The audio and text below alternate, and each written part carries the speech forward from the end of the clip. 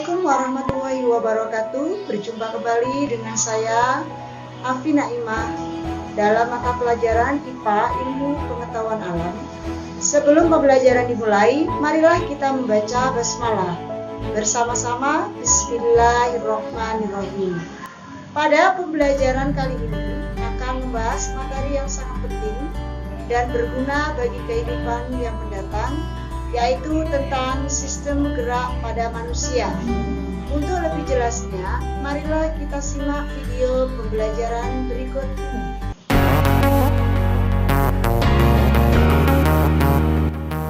Bab 1, gerak pada makhluk hidup.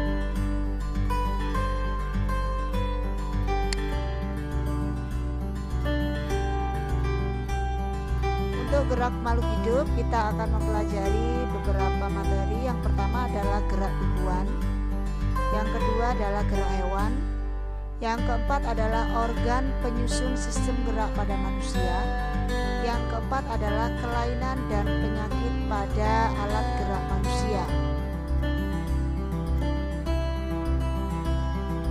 Baiklah anak-anak, kita akan belajar dulu tentang gerak tumbuhan.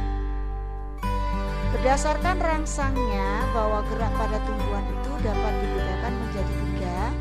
Yang pertama adalah gerak endonom, gerak higroskopis, dan gerak etionom. Apa itu gerak endonom?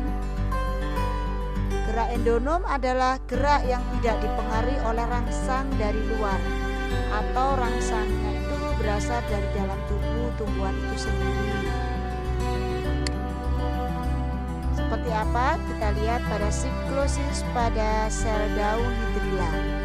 Yang kedua adalah gerak higroskopis, yaitu gerak yang disebabkan oleh perubahan kadar air atau disebut dengan kelembapan udara di sekitar tumbuhan. Contohnya apa anak-anak? Di sini jelas bahwa gerak higroskopis adalah gerak membuka dan menutupnya sporanium. Pada kotak spora di situ terdapat pada tumbuhan paku, yaitu anulus, di mana gerak anulus ini adalah gerak yang dapat membuka dan menutupnya sporanium tumbuhan lumut oleh gigi peristom pecahnya seperti buah polong-polongan, sehingga bijinya dapat terlempar keluar. Gerak etionom. Gerak etionom ini gerak yang terjadi karena pengaruh faktor luar. Ya, artinya terdapat rangsang dari luar. Nah, etionom ini akan dibagi lagi menjadi 3, yaitu yang pertama adalah gerak tropi atau disebut dengan tropisme, gerak nasti, dan gerak taksis. Gerak tropi itu adalah karena pengaruh rangsang dari luar. Ya, kalau pengaruh rangsang dari luar, berarti arah geraknya itu ditentukan oleh arah datangnya rangsang. Nah, gerak tropi ini akan dibagi lagi menjadi gerak fototropi, gerak geotropi, gerak timoktropi, gerak hidro, kemo, dan reotropi. Nah, kita kembali pada gerak etionom ya. Etionom tadi kan dibagi 3. Yang kedua adalah gerak nasti. Ini adalah karena rangsangnya itu dari luar, tapi gerakannya tidak dipengaruhi oleh arah datangnya rangsang. Kalau tropi itu kan dipengaruhi oleh sama-sama dari luar, cuman tropi itu arah rangsangnya masih dipengaruhi. Tapi kalau gerak nasti itu tidak dipengaruhi oleh rangsang dari luar. Coba kita lihat berdasarkan macam rangsang itu nasti dibedakan menjadi gerak fotonasti, termonasti, seismonasti, niktinasti, dan gerak nasti kompleks. Yang ketiga adalah taksis. Di sini adalah gerak yang pindah tempat tumbuhan atau bagian tumbuhan menuju dan menjauhi rangsang. Apa yang menyebabkan? Ini berdasarkan penyebabnya bahwa taksis dibedakan menjadi gerak fototaksis dan kemotaksis. Sekarang yang B adalah gerak hewan. Gerak hewan itu dikategorikan menjadi pergerakan hewan di air, di udara, dan di darat. Adapun jenis hewan anggota evertebrata di sini adalah cacing pipih, cacing giling, cacing gelang, dan Coelenterata. Memiliki skeleton hidrostatis. Hidro itu berasal dari air, statis adalah tetap ya anak-anak. Skeleton hidrostatis ini adalah hewan yang memilikinya. Contohnya apa? Cacing tanah, dia melakukan gerak peristalsis. Pada umumnya ikan berenang dengan membuat gerakan meliuk ke kiri dan ke kanan secara bergantian. Coba kita lihat di gambar di sini anak-anak. Nah, ini adalah gerak ikan ya. Cara bergeraknya untuk reptil sering disebut dengan melata. Aves. Aves itu bahasa Latinnya dari burung. Di sini burung hewan yang beradaptasi dengan baik dan dia bergerak dengan udara atau dia bisa terbang ya. Struktur rangka pada mamalia sesuai untuk berjalan atau berlari. Yang kecil adalah organ penyusun sistem gerak pada manusia. Sistem gerak pada manusia ini ada kerjasama antara rangka, otot, dan sendi. Untuk rangka manusia termasuk rangka dalam dan disusun kurang lebih dari 206 tulang. Rangka berfungsi sebagai satu, menegakkan tubuh dan memberi bentuk tubuh.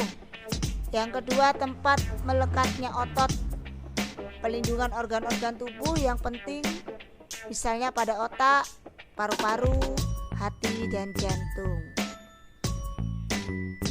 Yang ketiga, rangka sebagai tempat penyimpanan zat kapur. Rangka manusia disusun oleh dua macam tulang, yaitu tulang rawan disebut cartilago dan tulang sejati disebut dengan tulang osteon. Macam-macam tulang.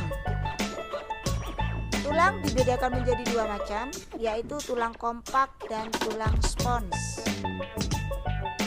Oke. Berdasarkan bentuknya, tulang dibagi menjadi tiga: tulang pipa atau tulang panjang, tulang pendek, dan tulang pipi. Coba kita lihat di gambar. Tulang pendek seperti ini ya, anak-anak. Tulang pipi bentuknya memipih. Tulang pipa itu seperti bentuknya pipa, seperti pipa. Di sini ya. Contoh tulang pipa adalah di mana? Tulang lengan, tulang paha, tulang betis, dan tulang ruas jari-jari tangan dan kaki. Tulang pendek itu contohnya ruas tulang belakang serta tulang pergelangan tangan dan kaki. Tulang pipih, tulang belikat, tulang dada, dan tulang rusuk. Nah, ini kita lihat pada gambar ya. Susunan rangka manusia. Kita lihat di sini adalah gambar apa anak-anak? Ini adalah organ manusia tapi sudah dalam bentuk tengkorak. Nah, tulang pada manusia menjadi tiga kelompok, yaitu tulang kepala. Kita lihat, ini tulang kepala atau tengkorak. Tulang badan ada di sini. Tulang anggota gerak. Ya. Oke. Tulang tengkorak, ruas tulang belakang di belakang ya. Tulang dada, tulang rusuk. Ini adalah termasuk rangka aksial. Gelang bahu. Bahu ya anak-anak. Gelang panggul tangan dan tungkai kaki. Ini tungkai kaki termasuk rangka apendikular, yaitu rangka tambahan saja ya. Persendian. Persendian tulang penyusun rangka manusia yang saling berhubungan satu dengan yang lain.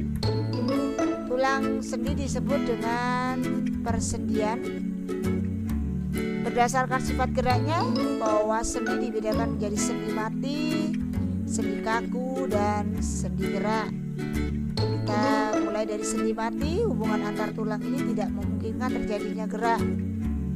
Artinya penghubungannya adalah tulang rawan atau kartilago disebut dengan sindokondrosis. Apa itu hubungan antara tulang rusuk dengan tulang dada? Sekarang jaringan ikat serabut atau disebut dengan fibrosa atau disebut dengan simfibrosis. Ini adalah hubungan antar tulang tengkorak. Sekarang sendi kaku, hubungan antar tulang yang memungkinkan terjadinya sedikit gerak atau terbatas. Sendi kaku itu adalah hubungan antara tulang rusuk dengan tulang dada. Yang terakhir adalah sendi gerak. Jadi ini adalah antar tulang yang memungkinkan terjadinya gerak yang bebas. Yang kedua adalah otot. Otot otot itu dapat bergerak jika ada pengaruh dari kontraksi otot itu sendiri ya. Sedangkan rangka disebut sebagai alat gerak pasif, sedangkan otot disebut sebagai alat gerak aktif. Tolong diingat-ingat. Otot di sini berperan sebagai sistem gerak karena dia mampu berkontraksi dan berelaksasi. Berdasarkan bentuk dan sifatnya, otot dibagi menjadi 3. Di sini adalah otot polos, otot turi, dan otot jantung. Kelainan dan penyakit pada alat gerak manusia. 1. Kelainan dan penyakit pada tulang. Akibatnya seperti pada kecelakaan. Kenapa? Karena akibat dari kecelakaan biasanya terjadi gangguan pada retak tulang dan patah tulang. Akibat kekurangan gizi, biasanya kekurangan vitamin D yang dapat mengakibatkan terserang penyakit tulang yang disebut dengan rakitis. Kekurangan kalsium dapat menyebabkan penyakit yang disebut sebagai osteoporosis. Akibat atau kebiasaan sikap tubuh yang salah. Nah, kita lihat pada gambar.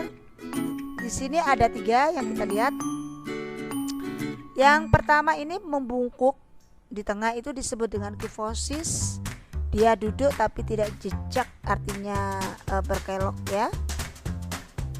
Nah, baiklah kita jelaskan di sini kelainan pada penyakit pada sendi.